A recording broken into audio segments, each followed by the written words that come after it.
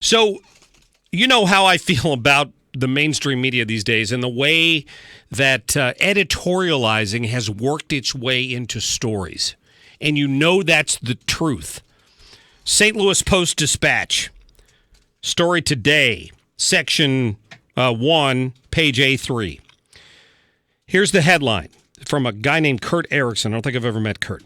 Senator cites abortion bias law in blasting zoo tax plan. A Missouri senator is threatening to derail a bid to boost taxes for the zoo because of the city's decision to ban employers and landlords from discriminating against women who've had an abortion. That's not what the law did, Mr. Erickson. It turned St. Louis into an abortion sanctuary city where they could penalize churches and landlords if they didn't want to rent property to Planned Parenthood. The guy completely editorializes in the first sentence of this story, and that just sickens me. I asked Senator Bob Onder to give us a few minutes today to talk a little bit more about this story. Senator, glad to have you on the show again. It's great to be on. Thanks for having me, Mark. Absolutely. I'm assuming you didn't expect very fair media coverage over this issue. Well, no, and unfortunately, that's not the first time I got that kind of treatment from the St. Louis Post-Dispatch, and it probably won't be the last. I suspect not. So the issue here is legislation that would allow the zoo district to sort of expand its tax base to neighboring counties, correct? Yeah, that's right, Mark. This is, I thought, a particularly egregious tax in which basically the people promoting the tax are calling us in St. Charles County and in Franklin County and in Jefferson County freeloaders because we don't pay into some sort of zoo tax. I've said, by all means, don't let us freeload. Go ahead and charge us an admission fee. But that's not good enough. They prefer to have their own dedicated tax that would go to the St. Louis Zoo. It would be a property tax imposed on St. Louis City, St. Louis County, which don't they already pay enough taxes? Yeah. And as well as St. Charles, Jefferson, and Franklin County. We all, Mark, value the St. Louis Zoo. It is really a world-class attraction for the St. Louis area. But we've witnessed over the last decade a feeding frenzy of tax increases, and at some point someone has to say no. And yesterday, the Missouri Senate said no. Well, I loved your recommendation. Would you like to tell us how you'd like the zoo retitled if we pass this legislation? Well, as you know, Mark, when we're debating on the floor of the Senate, many times we make serious proposals, and other times we say things tongue in cheek to make a point. And the humorlessness and the lack of appreciation for irony or satire of the left, it was in full display here. So what I said is, given that the St. Louis City alderman with Board Bill 203 really wanted to make the St. Louis metro area's brand this idea of abortion sanctuary cities and persecuting alternatives to abortion centers, since the St. Louis Board of Aldermen so much wanted to do that, maybe we should retitle the St. Louis Zoo. Maybe we should change it to the Midwest Abortion Sanctuary City Zoo. And of course, I did not. I wrote it up as an amendment, which of course I never offered. And the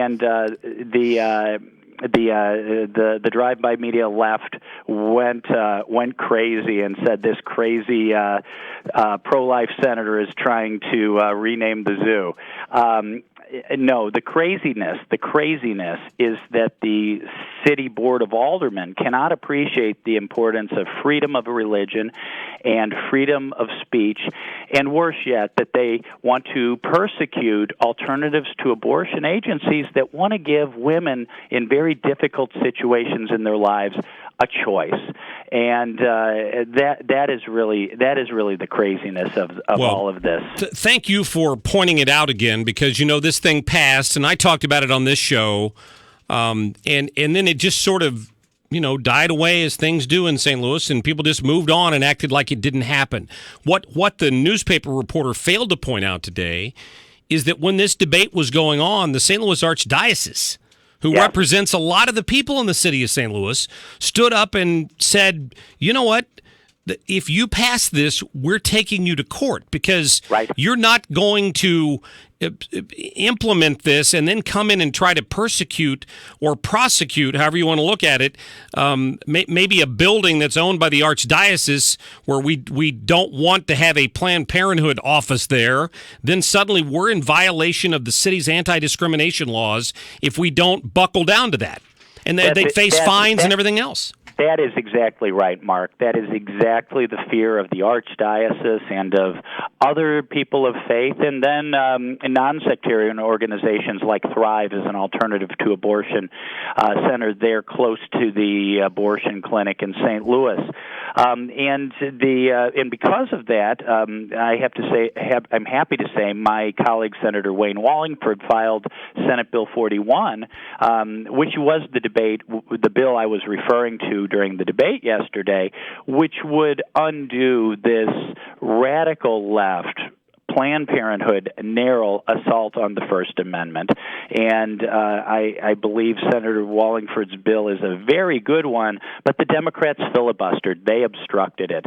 So in the debate, I pointed out the irony of the fact that St. Louis City, although they take very good care of their zoo animals, when crisis pregnancy centers try to offer women an alternative and give them the chance to choose the life of their unborn child, the city of St. Louis is going to persecute those centers that are trying to give women those services. Well, you're referring to the additional ordinance they passed putting further restrictions on those people that might stand out on the street near an abortion clinic and try to either pass out literature or have a discussion with the folks who are going in, correct? Well, that's right. That too. Yeah. And all of these measures, they do them in the name of choice, but really what they are doing is assaulting the First Amendment. They're assaulting the freedom of religion, the freedom of speech of those who differ.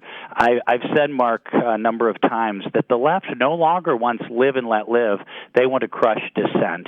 And this is the city of St. Louis as action is just another example of that. And it's why I'm glad, despite some of the hyperbole, I am glad that I was able to draw attention to this. Well, we appreciate your biting sarcasm here on the Mark Cox Show, and I appreciate having you on here to talk about it as well. The left in this country is only tolerant if you agree with them, and we all have experienced that. What else are you guys working on between now and the end of the session? Well, we have a number of important issues. One, of course, we have passed 8 different tort reform bills so far this year. We passed one very important labor reform bill, right to work, and we're working on education reform, on regulatory reform. I expect my own bill to open up ride-sharing companies like Uber and Lyft and Sidecar for business in the state of Missouri. I expect that to come back to the Senate floor very soon, and I'm hopeful pass. So we're working to make Missouri open for business, to give Missourians the opportunity and jobs that they deserve. Is that additional right-to-work bill that was working its way through, is that going to take effect? Right now we've just passed the one right-to-work bill. Obviously there's also litigation over the ballot language where the union bosses are trying to undo the right-to-work bill. We passed, but we may for strategic reasons pass a second right-to-work bill, but that's not set in stone right now. Remains to be seen. Senator Bob Onder, thanks so much for your time. Thank you, Mark. It's been good to be with you. Keep up the good work. We appreciate you up here. Thank you. Thank you. Yeah. Look into this story. Read more of it. The bias in the Post article is just so obvious. But his point is well made. And don't let people forget what they've done here. Did you see the front page of the Post today, Liz? Did you see the article, the map they put up? Now, all we ever complain about in general in this country is that not enough people turn out to vote, generally speaking, in these off-year elections like this. Look what the headline was. They blamed the loss of the proposition to help fund the Major League Soccer stadium on the large turnout. That's the headline. Large turnout doomed the stadium. If we could have just, tamped down that voter turnout a little bit in some wards, we might have been able to waste a lot of money on a Major League Soccer stadium. It's ridiculous. Where's the logic there? It doesn't matter. I mean, if nobody would have come out and vote, we could have totally had a soccer stadium. Large electoral turnout doomed Hillary Clinton. That could have been a headline. Womp, womp, womp. I'll get to more of your phone calls in a minute. We do need to go to a break. I want to talk a little bit about this ridiculous controversy over this Pepsi commercial. You got to hear what one of the liberals on CNN had to say about it. It just, I don't, these people are, it's like they're from another planet. I just don't understand it. 314-969-9797. More of your phone calls, plus our Man on the Street with Tony Colombo coming up today before the end of the hour. Stick around. The Mark Cox Show on FM News Talk 97.1, 98.7, AM 1490, and 97.1talk.com.